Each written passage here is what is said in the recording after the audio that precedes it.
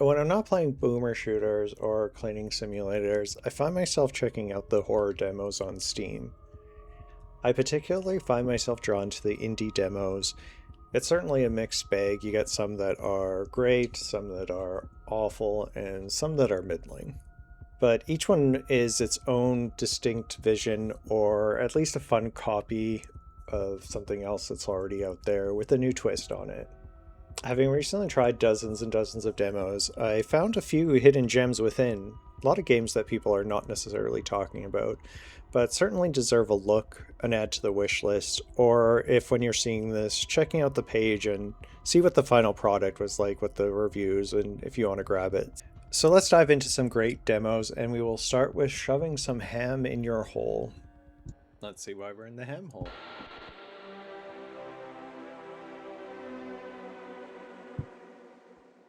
Welcome to the program.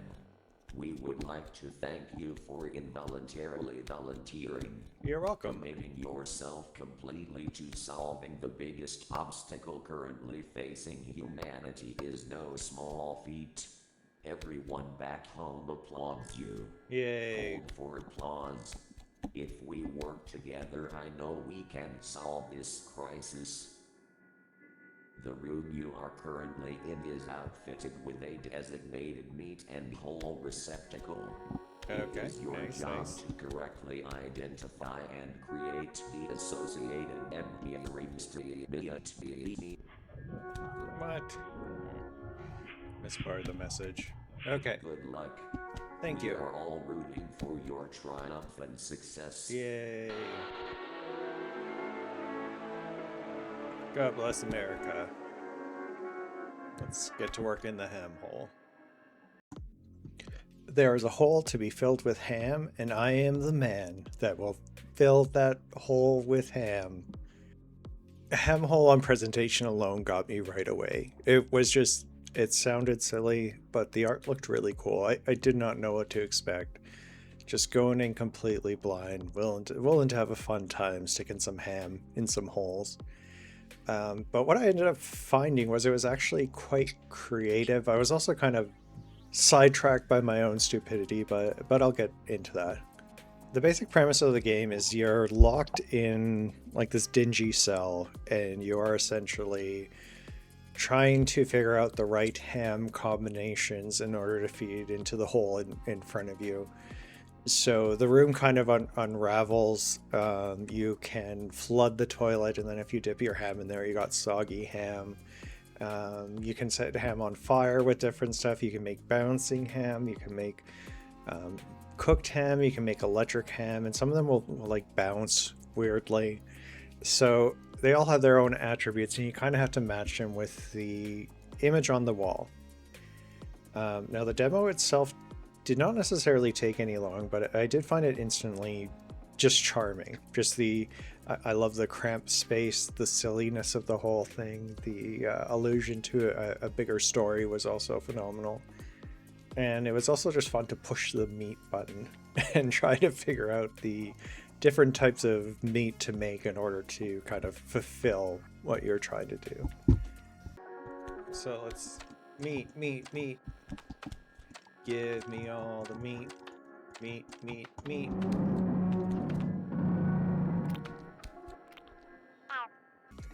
Essentially, you're just trying to figure out different meat combos, which the gameplay itself is very simple. I'm not too sure how much more depth a full game would have, if it's going to be more story driven. Maybe you'll get new cells and new combinations of meat. I struggled on the demo for quite a while, and I was kind of experimenting, going back and forth. I was trying to associate like the animal that you saw with the meat that you're supposed to use. So if I saw a fish, I would just do soggy meat, throw it in the hole, and it kept on getting confused when it was rejected. It wasn't until like right at the very end that I realized that you were actually looking at the background. Not the animal itself. So a fish it was on the beach, so I was actually trying to feed it sandy ham. So I think with that knowledge in mind, the puzzle element isn't really there. It's more just going through the motions. Maybe that's something they will explore I'm definitely cautiously optimistic on this one. All these games I wish list, and I will be following up to a degree depending on the price. I'm not made of money, but grabbing some of these, especially if the early feedback is really good. I just found myself laughing to myself a lot during the demo, which is always a good time, and the aesthetic is just wonderfully grim, the kind of thing I like.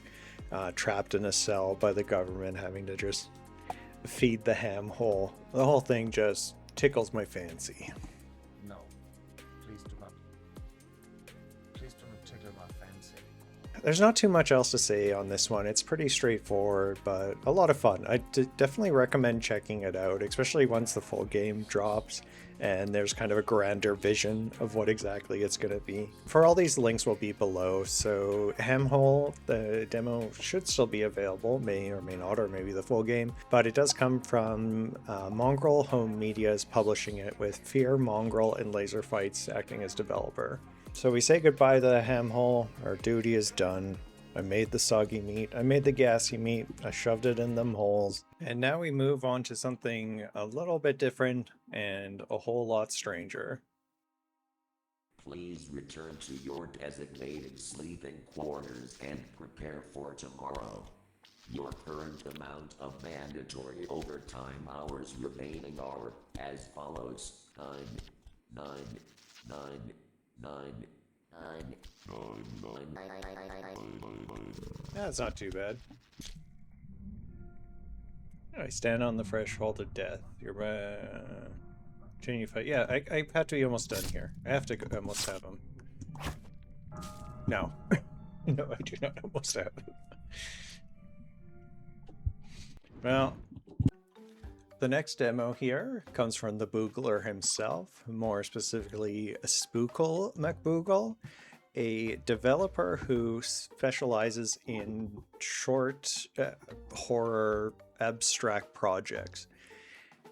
Starving Shadows definitely falls under that banner with its unique visuals, but the underlying gameplay itself is actually a pretty straightforward RPG. Though I would say this is more story focused and less about the gameplay. Of course, that's always hard to tell from a demo. To set things up though, I'm going to go over the story a wee bit. It's all somewhat purposely vague. You are someone who grew up in an underground dungeon. There is lore to it, and there's a history to it. Your character kind of understands how the world works, but there's also a certain lack of morality. So it instantly puts you in the mind of just a desperate survivor getting by on whatever they can find. This desperation, the sense of always scavenging and just trying to get by. Essentially, every time you kill something, you have the option to eat it or feed it to one of your companions.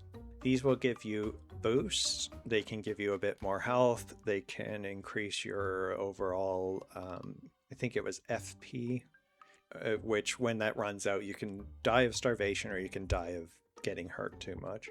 So you're always kind of balancing that resource of food and health through killing and eating your enemies, which on paper seems very dark and grim, but there's also a kind of sense of dark humor throughout the entire demo that keeps it from being too bleak. There's a reason you want to move on. You don't seem just like a monster, even though you kind of are. You make very morally questionable choices. The big one, and the first one you run into, is you find a young girl and you're given the choice of helping her or leaving her alone, which would basically meant to she's going to die. No one survives in here on their own. Or eat her. I did choose to help her, but from there our relationship began to sour, which I also enjoyed finding out about. Because, spoiler, little girls aren't into cannibalism. Even in this dark world, she's actually from above. She has a cat with her. So there's a degree of innocence, and when you betray that, she stops helping you. And it got to the point where she outright just left because I was too gross. But she did leave the cat behind, so I did have a companion.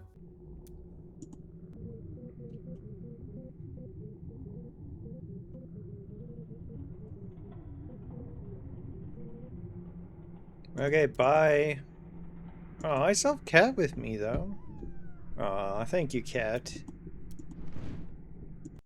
But the idea of balancing survival as you're just this thing that needs to eat and kill to survive, and other people helping them out, exploring the dungeon, finding resources, it all feels so desperate and sad in a way that I instantly connect with.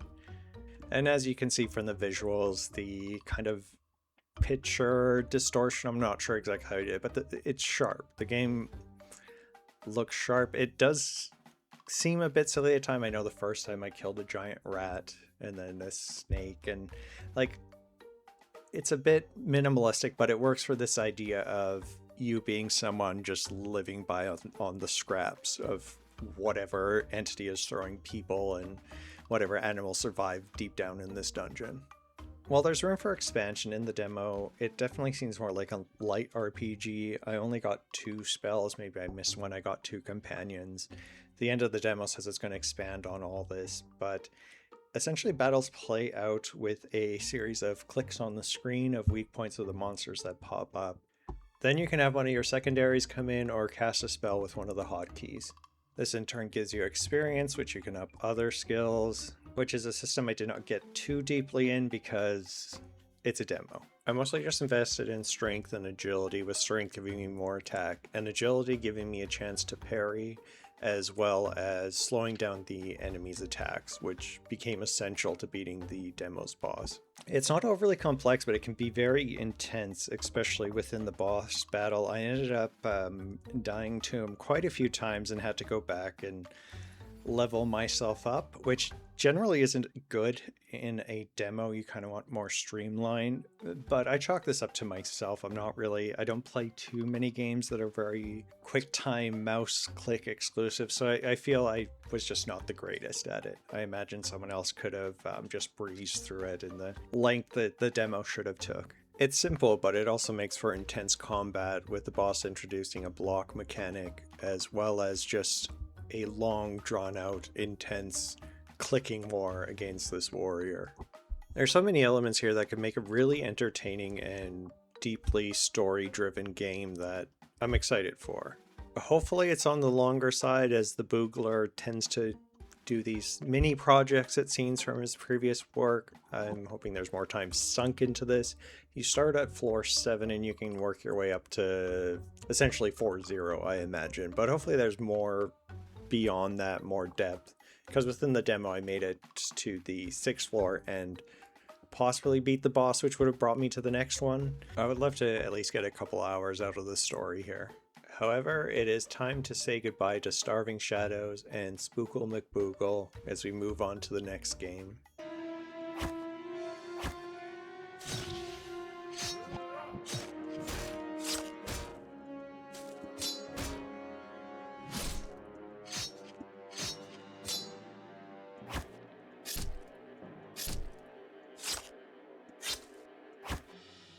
Dang. That was intense. That was intense. Yes, why would I not? I just want to cut myself just a little bit, though. Oh, that was a lot of it. Okay, it's good. I still got my thumb. There we go. Just a little bit. Just a little bit. Make that money. This is going to be a shorter review, but oddly it's also the demo that I spent the most time playing.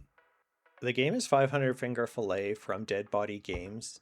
There's not too much of a story here. You're basically strapped into this device that holds your hand in place, and you have to play that game where you like stab in between each finger. I don't know if it has a name or not. When I was growing up, people would actually play that in school with a pencil, and you've seen it in movies. You know what it is. What you end up getting is essentially a roguelike, where you have to balance certain elements in order to stay alive and keep on going. So you do have a pain threshold. If it maxes out, you will pass out and lose some time. There's the clock itself. You have to land 50 stabs before time runs out. And then there's blood levels as well. So if you cut yourself too much, you'll slowly bleed out. Each round gets progressively harder, once you complete one, you're given the choice between a power-up that also comes with a negative. So you could have something that allows for a double stab, which was the one that I went for often, but it makes the machine more shaky, so it's kind of harder to line it up. Every round you pick out a knife, and each one of them has the same thing, kind of benefits, but also negative elements. So you kind of have to choose them depending on where you are. When I did get the one that would give me money if I slightly stabbed myself, I would always take that near the beginning because I could get a round through, get a good amount of money, and not do too much damage to myself. But there's quite a wide variety, and it really depends where you're at or what you're aiming for. For example, there is a blood-filled needle you can pick. If you stab your finger, it causes a lot of pain, but it gives you blood back. Another small little gameplay mechanic is you have these roaches that will come onto the board, and if you stab them, you get bonuses, either money, more time, or a bit of blood back. Items also play a huge role in this, as you can get blood capsules to up your blood. You can get painkillers, but that will drop your pain down to 0, but you lose a bit of blood, but that's better than passing out. Passing out is the worst. You also have items that can reattach a finger, though sometimes that's not beneficiary.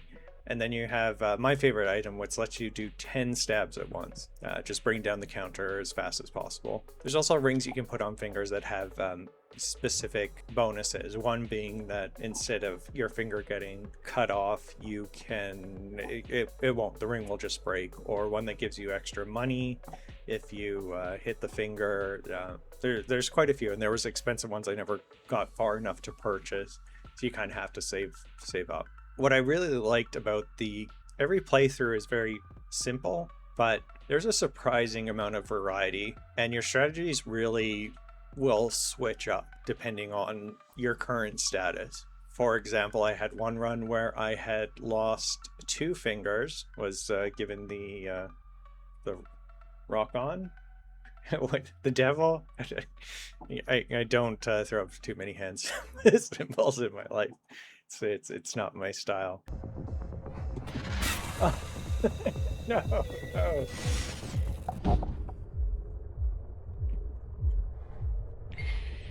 Oh, not good. I got the first 10 so fast, too.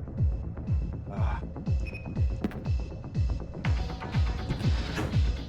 This could work to my advantage. But anyways, I had the 2 fingers in the middle one and the ring finger cut off. And I actually found this beneficiary because it would give me 2 free stabs. So I loaded that up with a weapon that if I got 3 misses in a row, I would get an item and some money, which can be somewhat difficult unless, of course, you're, missing these fingers. And I also pair it with an item that turns the blade, so it's easier to miss. But with that, I was just bringing in cash and item after item, and I was able to keep myself alive by blood capsules. And I was able to get like those 10 stabs, which made it an easy round where I made a lot of money. The next round did not go so great. At most, I was able to make it up to level 10, which I think was almost near the end of the demo. It does hint that you get a special prize if you beat the demo essentially before the game comes out. So I'm definitely going to jump back in and try it again. Just at that point, I had gotten a feel for what the game was. Finger Fillet never makes you feel like you're completely down and out. Certainly if you're down a few fingers and you see everything dropping close to the end, you're almost done, but you can lose 1 or 2 fingers and still keep on playing through. It never feels like you're totally screwed until you're totally screwed. With a full release, I just see a lot of potential here. There's more things you could add in, of course, more knives, more roaches, more rings, but even a different character with a different hand that offers slight tweaks on the gameplay. I could easily see myself sinking hours and hours into this one. It's just very simple, very addictive. I highly recommend checking out the demo for 500 Finger Fillet, and can even say it's going to be a comfortable buy for me as soon as it comes out. With that though, let's end on me stabbing myself in the finger 10 times with a fork and move on to the next. Oh, I did the wrong thing. Ah!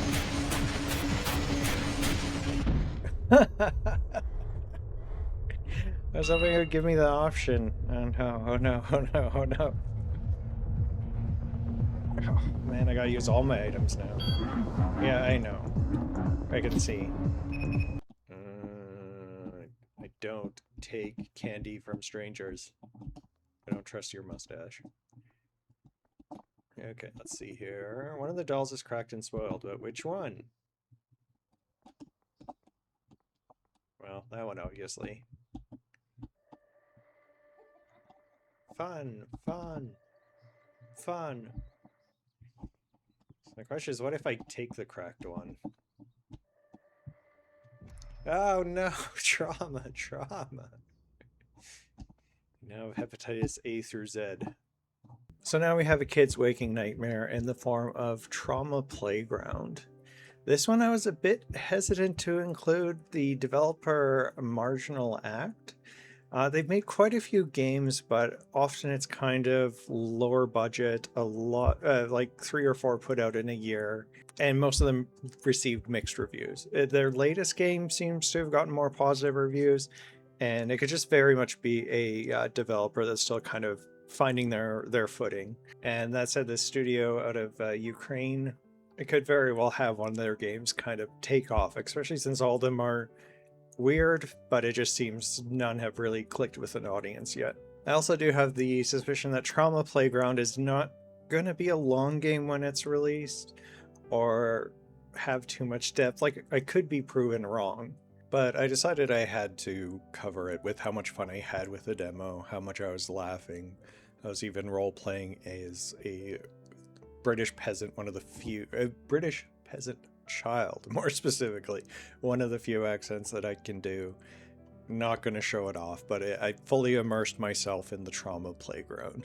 Let's start with the story a bit to kind of contextualize here, because the game itself is basically Spot the Difference. But the plot is you are a young kid, every day your mom is sad, I believe, because your goal is to basically go out, have as good a day as possible, bring home as much joy just to keep her spirits up. The house is possibly under foreclosure. There's this creepy mustachioed man that hangs out and is mentioning how he's going to buy everything up. But there's also like little hints of deeper lore. Like, you do end up seeing monsters from time to time in the demo, which I assume is going to be expanded on even more. But there's also little tidbits like the idea that there's this sort of monster out in the wild that people are arguing whether they should stop it because it keeps on destroying communities. With that in mind, the playground itself feels very secluded and almost claustrophobic. Like, you feel like you're this kid that doesn't really go beyond being home and then going into the playground and hoping you don't accidentally stab yourself with a needle or fall off a slide. The gameplay is essentially Spot the Difference. You get it right, you end up bringing some happiness home. You get it wrong, your trauma goes down. I never actually played it to try to maximize trauma. Just something I might do on my own after that. I didn't even think of trying that in my playthrough. I was committed to making sure this little boy did not eat any poison candy, drink anything wrong, fall off of slides, etc.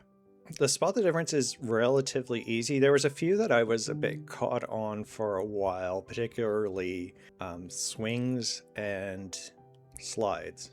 When I record these, I often have the volume a bit lower down, just enough to get a feel for the music. But in a rather brilliant move, I couldn't see any visual differences between these items, but when I crank the volume a bit, the swing that's nice plays some pretty music when you get really close to it, like just very subtly. So that's how you know it's good versus the other one that doesn't. And then with the slides, you hear little creaks. So I thought that was rather clever, not just again and again a visual cue. My intuition for these types of games imagines that they're not going to expand too much on the Spot the Difference. You're going to have either the music or something visually wrong with an item. Still, I'd love to see more depth to the gameplay and a bit more deepening of the lore to really round out what is just a fun demo. But this remains the game I am most cautiously optimistic about. With that, let's move on. I saved the best for last. Let's do it.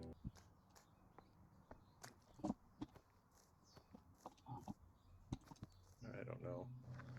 Oh no! Oh no, this was a very bad call.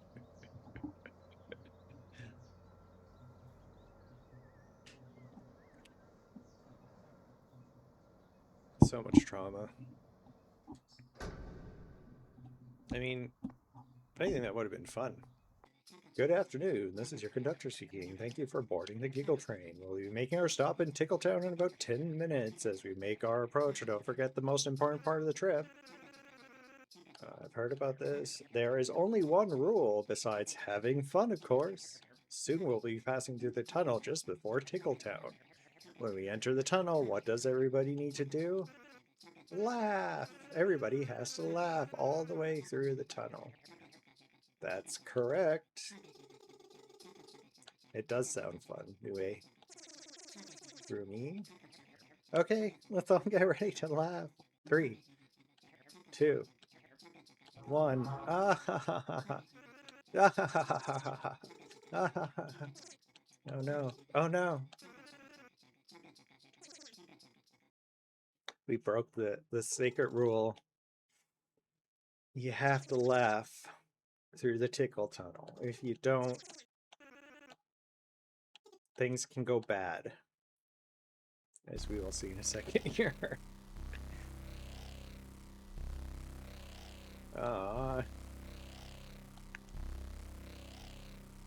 Gonna try to keep this one more brief and quick, just because this is a demo you should really check out for yourself. The demo that I had the most fun was Nui Goes to Town. Now, often the mix of cute and horror I'm very hesitant about, because there is a degree of, I don't want to say fetishization, but it kind of borders on that sometimes when you get to kind of mixing the idea of innocence with something really horrible and traumatic. It's not always the case, but it's the reason why I kind of approach it cautiously. With Nui Goes to Town, though, it's obvious that the person... Oh, I need to look who's making it. It's obvious that the developer, WR41THX, or I'm guessing WraithX, really seems to know what they're doing in their debut game. This one was a legitimate heart-wrenching experience that touched on nostalgia. Not so much the cute video games, but kind of felt more like N64 in play. Very simple yet colorful and charming with its own unique style. And an earnest exploration of mental health. It starts with this very picturesque world where everything's happy, and then you learn early on that your friends have died in a train accident on the Uwu Express, which I love. It makes cute noises. Then it cuts to the main bunny, who's still kind of adorable, but just utterly defeated by life, very depressed, very alone, tending to the graves of her friends, and just trying to get by. During this time, too, the element of horror comes in with the idea that her friends may be haunting her. It's of course it's hard to say, but they appear around her and kind of act as the more horror elements. And then you have some like gameplay where you're trying to kill flesh nubbins, I call them, in order to get to a next area. The whole thing is very simple. It's a quick demo, but it's just like when I look for demos and I want something perfect on all fronts, this one checked everything. It has me excited for the story. It ends on a very somber note that goes beyond Nui, where there's a potential disease coming up in another town affecting other in the big city, affecting other cute little creatures. What was presented here was just really thoughtful writing. Obviously someone who understands how it's a sensitive subject matter, and kind of being able to combine that innocence of youth with existential dread in a way that's just, it works so well. This is the one game that I am definitely going to grab myself when it comes out. Maybe even do a playthrough depending where I'm at with this channel. But it's just so charming at points, so dark at points, and just really well constructed. Visually, everything about it I enjoyed thoroughly. So if you're going to wishlist, possibly grab one game. All the ones on here have their perks, but to me this was the perfect demo experience and the game I'm most excited for by far. Everything is blood. Okay. Let's go. Smile. Ubu Express.